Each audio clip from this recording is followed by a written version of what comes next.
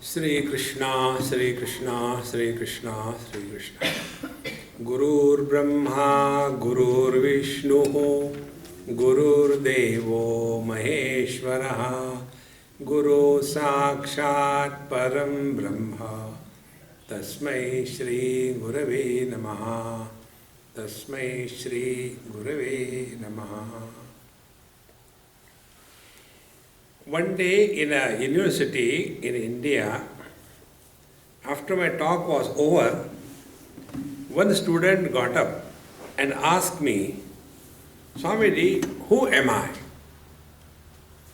So I looked at him and I asked him, should I tell you the truth or bluff? I can do both the things effectively. He said, for a change, tell the truth. Then I told him, you are fool of the highest order. So he said, do you mean Ramana Maharshi was fool? I said, no, I don't mean that. Because this question is raised by Ramana Maharshi in his writings, who am I? And you said you are a fool? I said, look here, he did not ask me, you have asked me. So I am replying to your question. I am not talking about him. Then I told him, look here, who am I? This question is valid if you have accepted yourself to be someone other than the body. As long as you accept that you are the body, this question will never pop up in the mind. As a body, I know I am a man, I am a woman, I am young, I am old, I am beautiful, I am awful. Where is the problem? This question cannot come. Who am I? This inquiry can be kindled in our heart only if we have accepted, at least theoretically, that we have to be someone other than the body. See, friends, like the glasses are not looking at you. Through the glasses, the eyes are looking. The eyes are not looking at you. Through the eyes, the mind is looking at you. The mind is not looking at you. Through the mind, the consciousness is looking at you. See, friends. So when I accept myself to be someone other than the glasses, then the question will come, who am I? When I accept myself to be someone other than the body, then who am I? See, friends, therefore the first step on the path of evolution or meditation or spiritual practice is to be convinced that we are the embodied and not the body. It is for this purpose the asana is done. Yesterday we have seen. Asana is not done to sit in a particular most unenvious posture and suffer silently. That is not the purpose of asana. Are we able to get out of the body identification or not? It is something like this, There is, this parking lot meant for the disabled people. Or there is, your fire line. If you park your car there, one of the two places, there you are not authorized to park and you come inside, there will be one virus in your mind. I hope the two fellows do not come and take it away. But if you have parked it properly, in the right place, right way, you park it and forget about it, then you can focus your attention in the temple or whatever you go for. Exactly the same way, we have to very clearly understand, once we park our body on the seat, then we do not get involved with anything pertaining to body. It is something like we leave the body, that's it. No more thinking about it. And when we thus attain disidentification from the body, then our thoughts will not be in relation to the body. You know, it is something like this. I am holding my phone in my hand. We all do it when we are on the airports. Phone is in the hand. And when you have to fill in the departure, card, so you don't want to leave it there lest you forget. So you hold on to the phone. And in between the fingers you put your pen and start writing. Your writing is influenced by your hold on the phone, is it not? Original writing doesn't come. Exactly the same way. When the mind is identified with the body, the mind will have the influence of body identification in the process of thinking. See how simple it is. And when we are not identified with the body, as in dream or deep sleep, no thought pertaining to the possessions and the relations with reference to this body will disturb us. Therefore, we have to be very clear, and there is no shortcut on the spiritual path. If we want a shortcut, we will be cut short. We have to go step by step perfectly well. Therefore, yesterday we have seen the first station on the path of evolution is attainment of body disidentification. If this is the goal, then you take food, it is meditation. If this is the goal, then you go for a walk, this is meditation. If this is the goal, you go to sleep, this is meditation. Because what for we are doing something? See friends, because meditation is only this, get freedom from body identification. Now once this happens, then our mind is free from the possessions and relations pertaining to this body. Now that free mind is available for higher inquiry. See friends, why we are unable to be contemplative? Because we are preoccupied. Just it is something like this. Suppose you are sitting for meditation and you have, let us take, root canal. Root canal? How painful it is. With the root canal, use it for meditation. What will be the mudra of your meditation?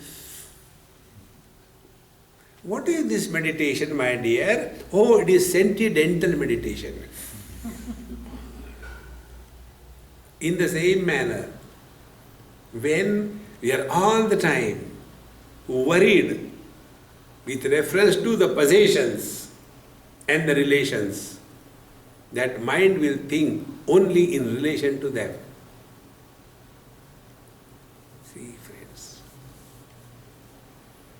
After we have accepted in principle, then only we will start working on it. Most of the students have this common question. The question is,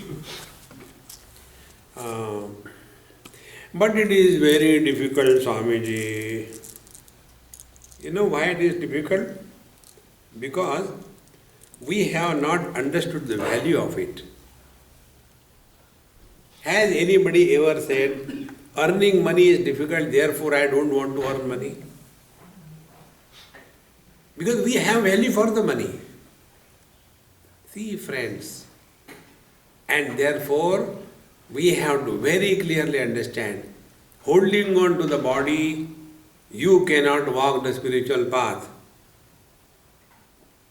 That doesn't mean destroy the body. That is other extreme. Because you cannot destroy the body, it doesn't belong to you. It is created by somebody. Somebody is the owner. Then what is our position? We are embodied, functioning through the body. Now the question will come. If I am other than the body, means what?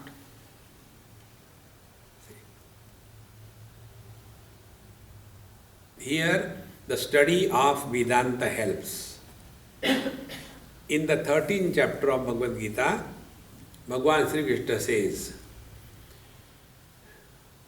Idam shariram kaunteya kshetramitya vidhiyate etad yo vettitam prahuhu kshetrajna iti tadvidaha.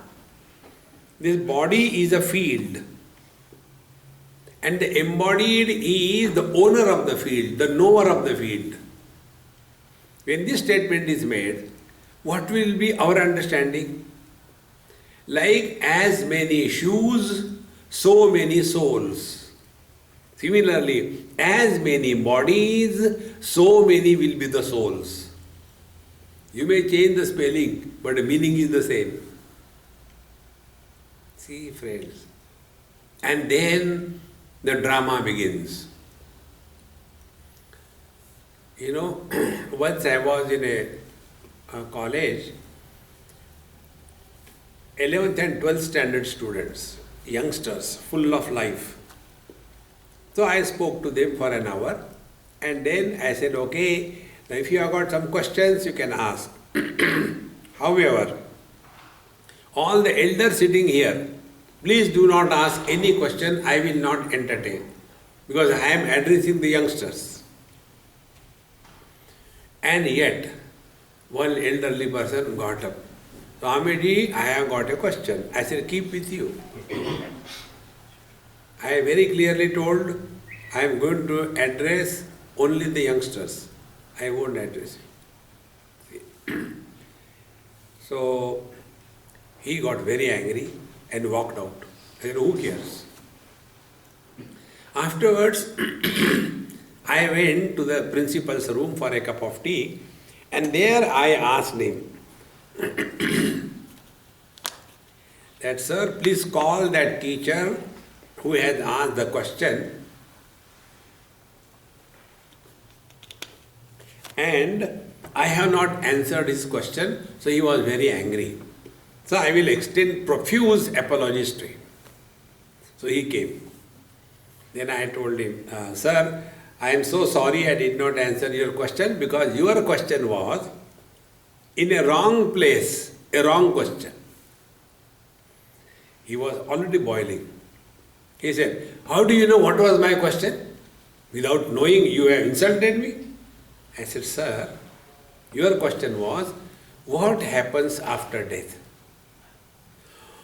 How do you know? I said, from your face. You are not living. You are all the time thinking of death. See, friends. Then I said, okay, I will explain to you now. Who are you? Hindu or non-Hindu? Of course I am a Hindu. I said, we'll burn you. No, not that way. Then, there will be one day holiday for the school, but don't die on Sunday. Not that way. What happens to the soul after death? A most asked question, but the most stupid question. See? Then I asked him, please tell me, what do you teach in the school so I can take that subject and try to explain to you? He said, I am a physics teacher. I said, very good. You made my job very easy. Now I will ask you a question. You reply that, and that will be the reply to your question, where the soul goes after death. Okay, what is the question? He asked. I said, look here. When the bulb becomes fused, where the light goes, there you will go after death. Think. The lights appear different, is it not? But are they different?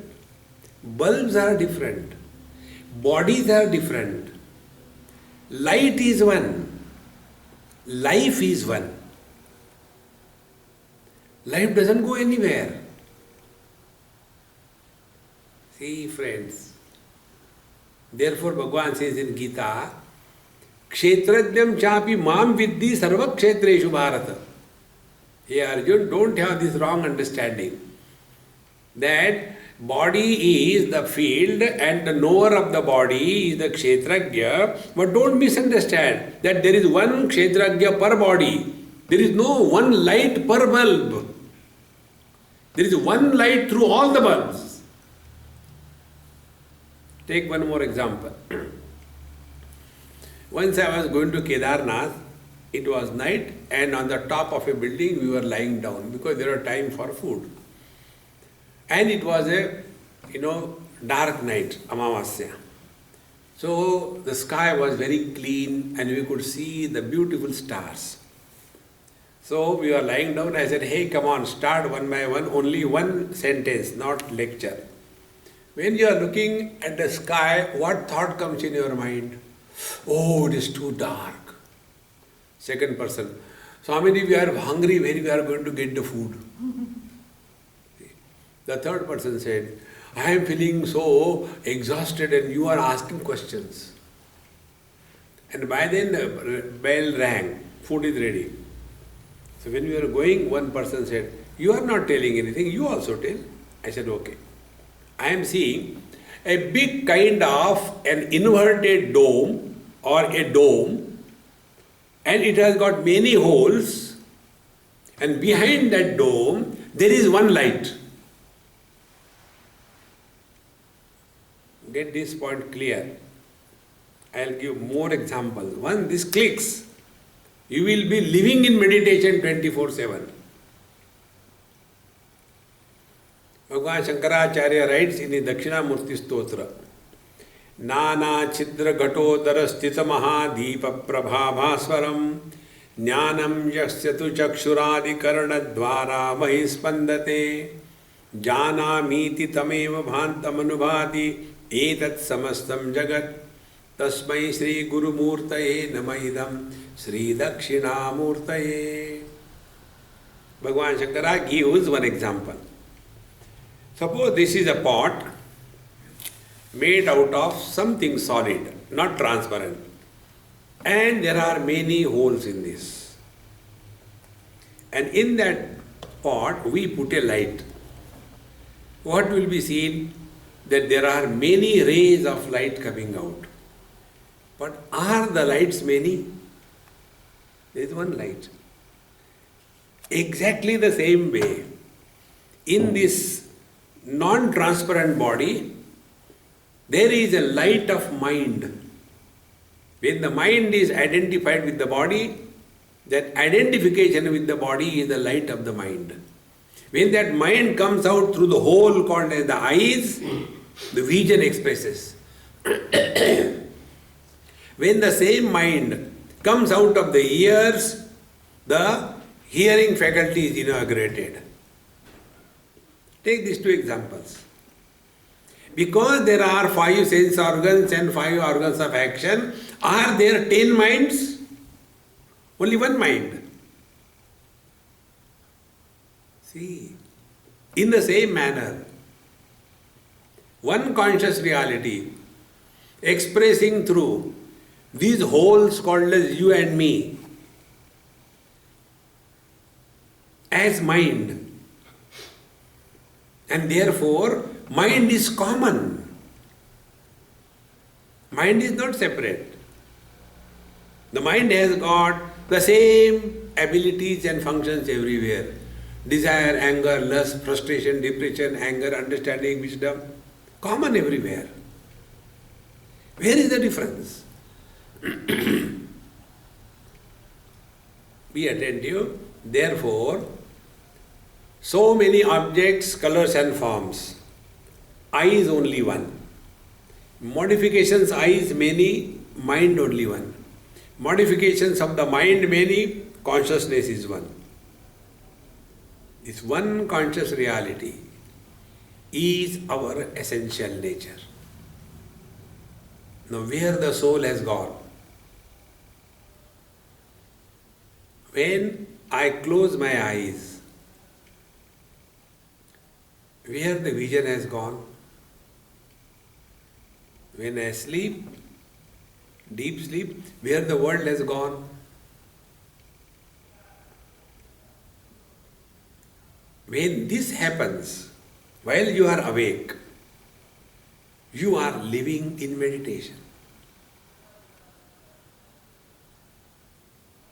See? But what happens? Our attention is on the colors and forms. We go away from the eyes. Then we drop the colors and forms, come to the eyes. How do we come to the eyes? We go to the ophthalmologist and tell, "Sir, last few days I am getting too much of a headache, and when I read I am not able comfortably to read." So now we are not talking about the colors and forms. We are talking about the modifications of the eyes. So when we drop the colors and forms, we come to the mind. When we we come to the eyes. When we drop the eyes, we come to the mind. I am very disturbed. Nobody understands me. Everybody starts teaching me as if I am a baby. So we have left the world, we have left all the senses, we have come to the mind. Then we get tired, we leave the mind and start snoring. Krrr, krrr. That time, even I, who was suffering because of the modifications of the mind, he also disappears. And what remains is pure consciousness without becoming anybody. That nobody status is our essential nature.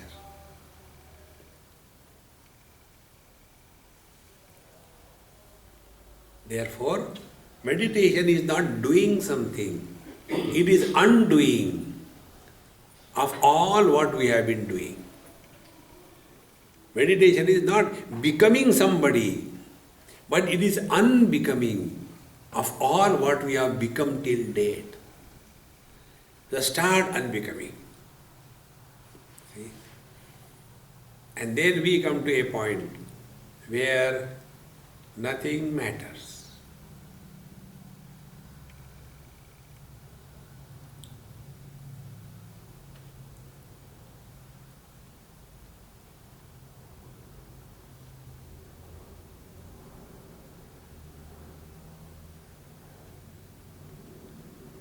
Living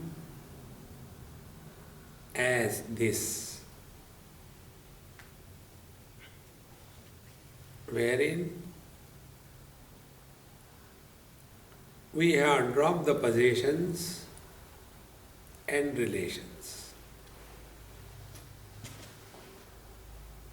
We have dropped the achievements and failures. We have dropped the herd of many somebodies, husband, father, brother, neighbor, everything is dropped. And we come to a point which cannot be dropped.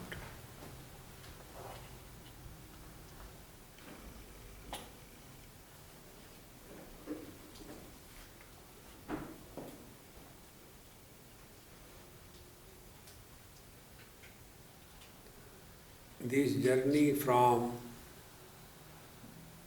objectivity to the subjectivity, and from the subjectivity beyond subject-object duality.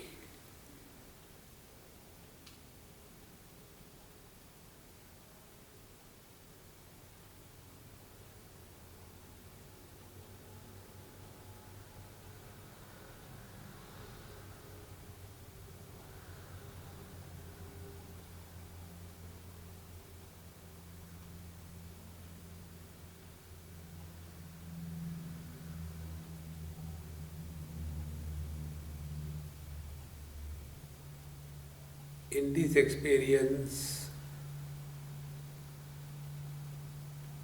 we have no questions, no doubts.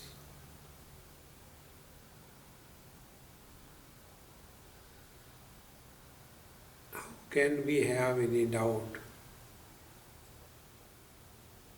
about our presence?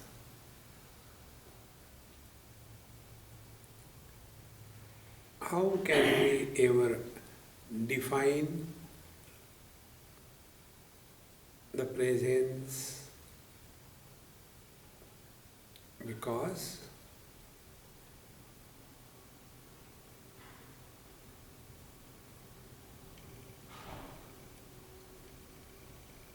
this presence is not cognized through the senses or the organs of action, through the mind or through the intellect.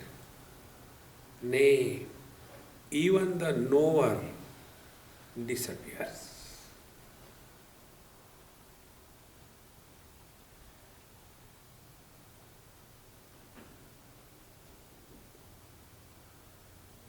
Experience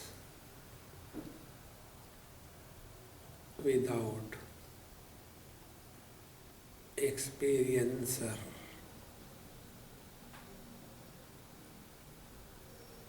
Knowledge without knower.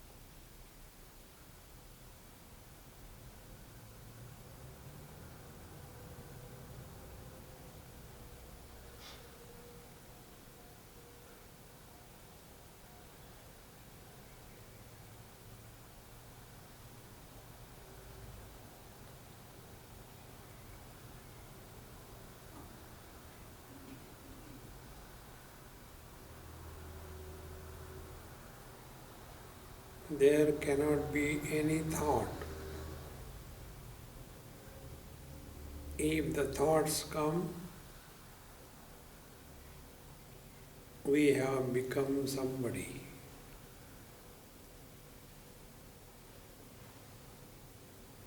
To drop this somebody who is born, we remind ourselves that in fact we are nobody.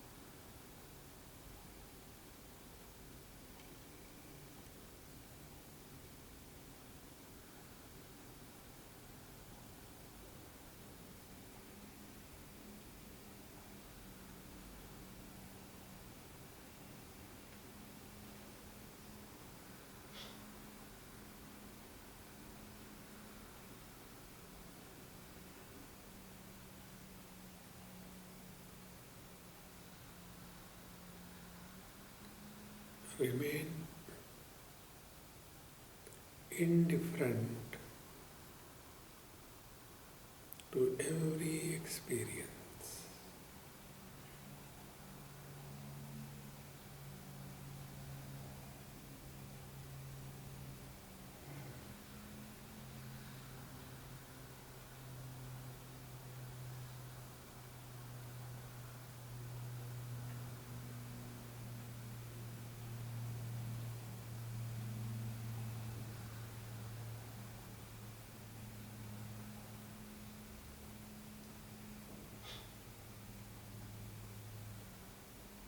As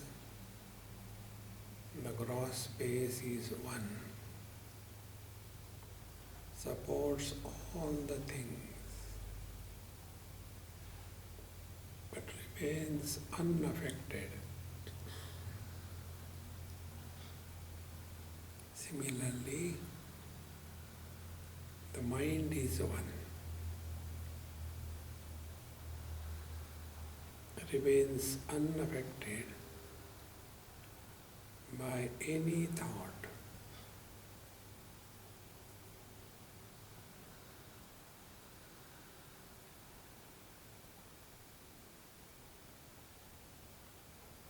No thought matters.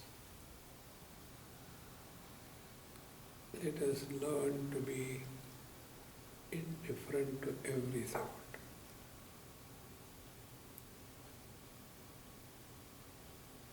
Similarly,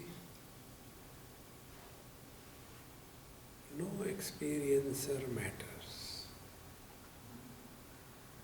whether waker with the waking experiences or the dreamer with the dream experiences.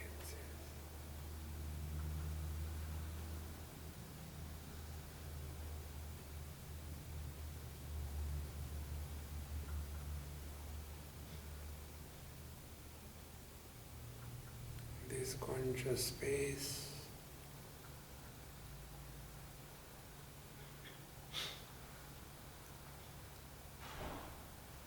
is our being.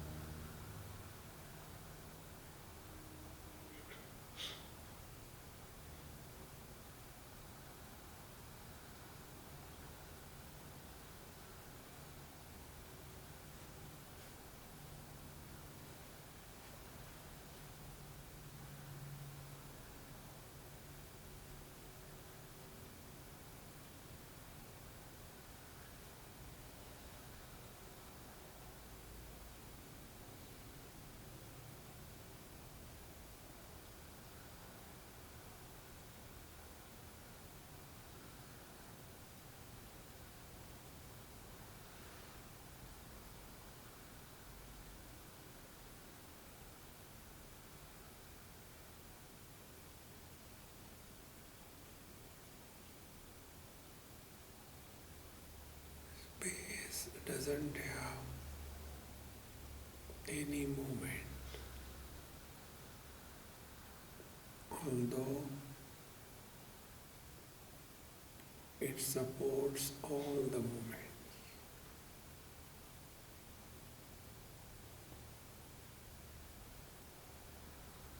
Mind doesn't have any movement, although it supports all the moving thoughts.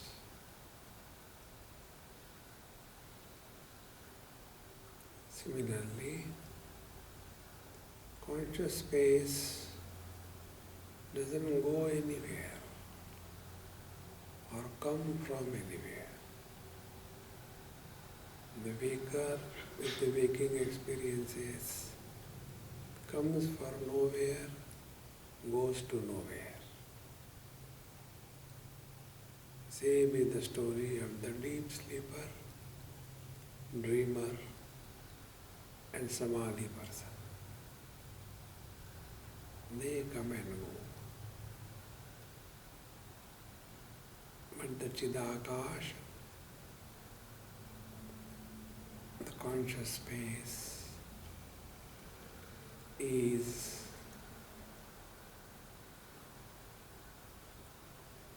firm, steady, without any change or movement.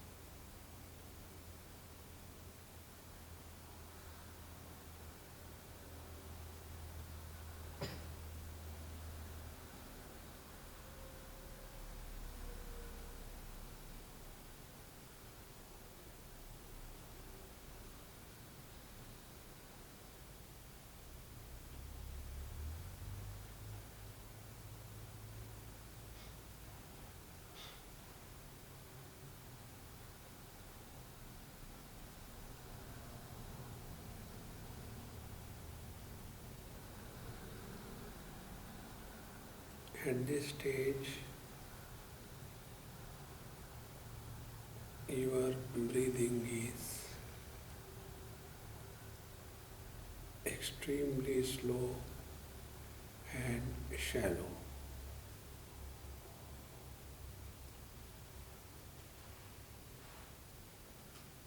Because the mind is dissolving in consciousness, no activity, hence minimum requirement of oxygen.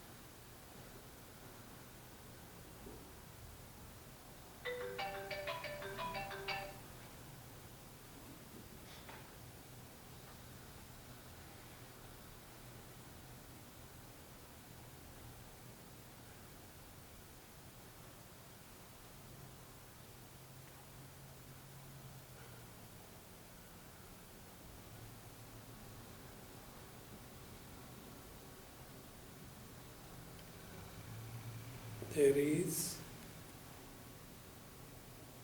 intensity but no tension.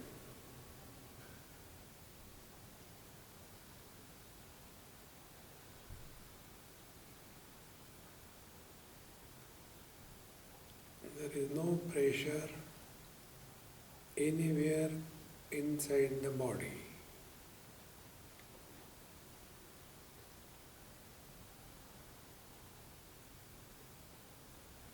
Because body is already disowned.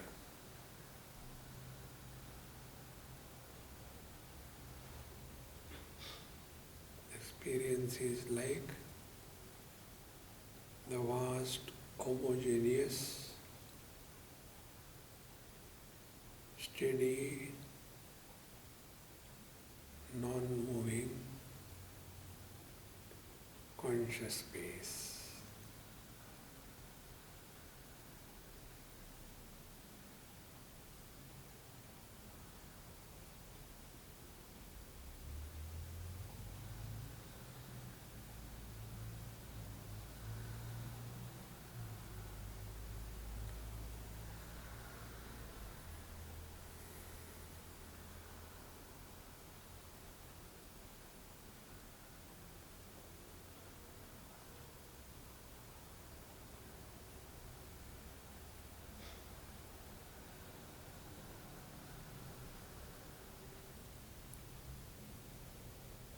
This experience is like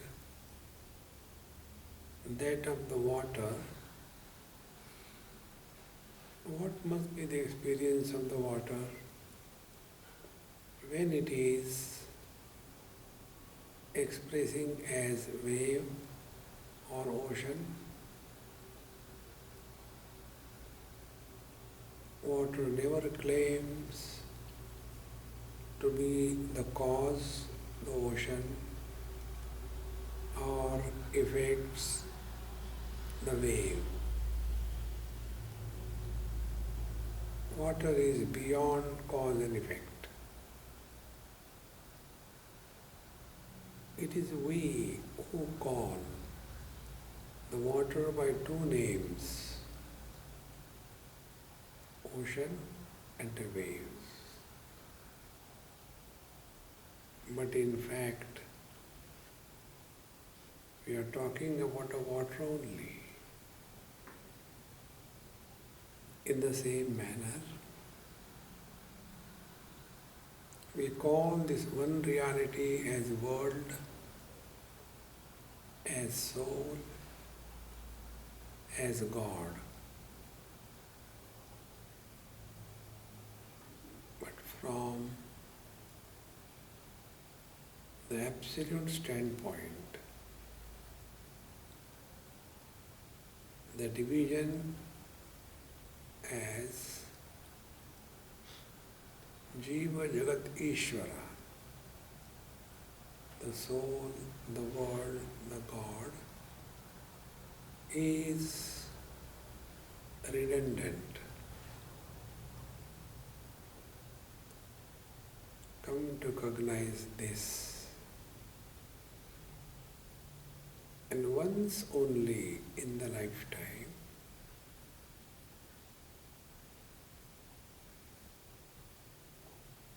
we recognize, thereafter play the game of life like water plays ocean and waves. But the water never drowns in the ocean nor destroyed because of the death of the waves. In the same manner, everything is changing except this unchanging principle which is supporting everything.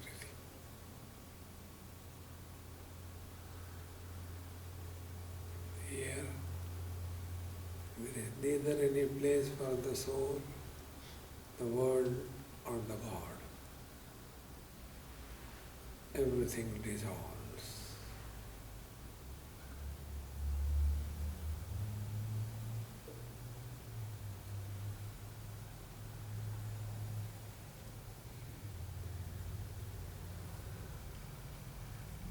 It is a process of recognition as to what is our identity. It is not doing anything. It is not achieving anything,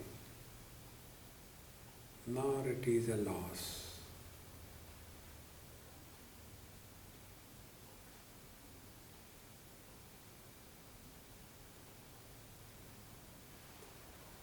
Take deeper breathing slowly 3-4 times.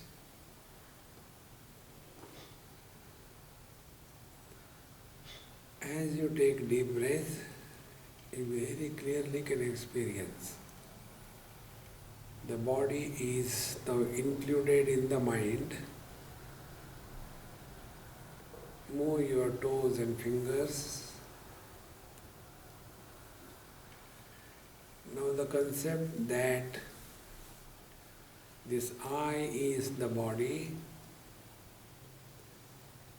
and he is inside the body and the world is outside. Thus the game of in and out, hide and seek begins.